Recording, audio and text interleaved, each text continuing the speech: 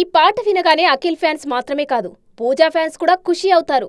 Bommarillu Bhaskar direct చేసిన ఈ cinema అప్పట్లో యూత్ కి అంత బాగా దగ్గరైంది మరి. అందుకే భాస్కర్ తెరకెక్కించిన లేటెస్ట్ సినిమా జాక్ లోను ముందు పూజా హెగ్డేని అనుకున్నారనే టాక్ ఆ మధ్య బాగా స్ప్రెడ్ అయింది.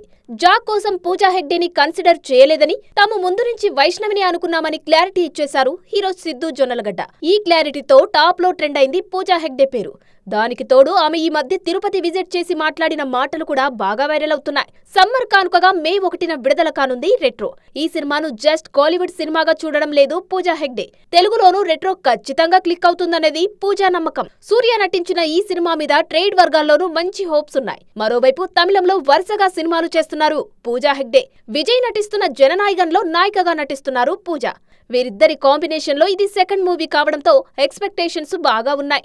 సో చేతిలో ఉన్న సినిమాలు పూర్తయ్యాక పూజా తెలుగులో సైన్ చేస్తారా, లేకుంటే అదర్ లాంగ్వేజెస్ లోనే ఉంటూ తెలుగుకు దూరంగా తిరుగుతారా? Let's wait and see.